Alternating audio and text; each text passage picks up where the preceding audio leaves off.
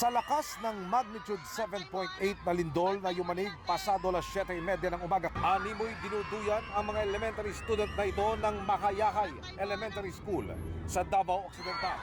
Pilit silang pinakalma ng mga guro pero biglang bumagsak ang isang estruktura malapit sa kanila. Lingkod lang! Lingkod lang! Lingkod lang! Lingkod lang! Lingkod!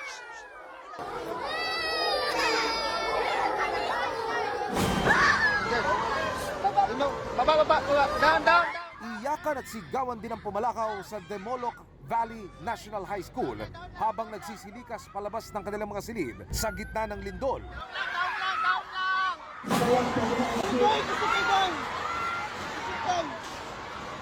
Habang naantala naman ang flag ceremony ng Davao del Sur School of Fisheries sa bayan ng Malalag.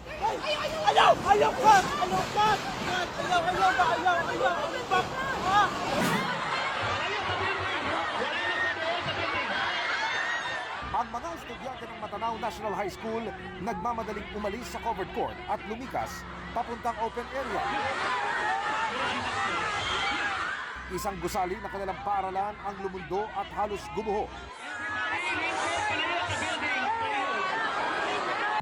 Ayon sa pamunuan ng paaralan, hindi na ginagamit dahil matagal nang inabandona ang gusali matapos ang magkakasunod na lindol noong 2019. Pero lalong malala ang sinabing Jollibee sa General Santos City. Napulbos sa isang iglap ang gusali. Sabay sa pagguho ang pagkasira ng kable ng kuryente. Maraming napaiyak at napakagulgol habang pilit na kinakalma ang sarili sa tumamang kalamidad. Customer, tao. Matapos ang pagguho, agad rumesponde ang mga rescuer para alamin kung may mga natrap sa loob. Pokpok, kung naay tao. Tao. Wasak na wasak ang mga pader at kisame, sira-sira rin ang mga gamit. Tila natuklap naman ang dingding ng SM City General Santos.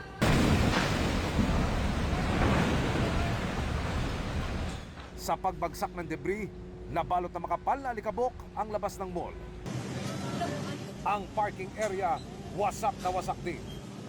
Nabagsakan pa ng tipak ng mga pader ang ilang nakaparadang motorsiklo at e-trike. Wala na. Wasak ng kalibutan. Tila nabalatan din ang KCC Mall of Jensan nang matuklap at bumagsak ang isang pader. Wasak. Hindi rin nakaligtas ang gusaling ito ng isang universidad. Nasira rin ang isang branch ng McDonald's. Tipak-tipak ng konkretong pader ang nagbagsakan na ikinawasak ng ilang motorsiklo. Gumuho pati ang kisame ng gusali.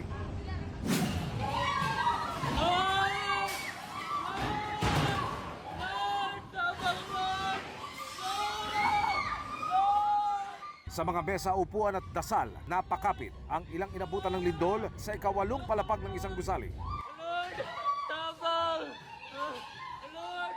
Sa lakas ng pagyanig, nagpagsaka ng ilang gamit. At tila nagsayawan din ang mga ilaw sa loob.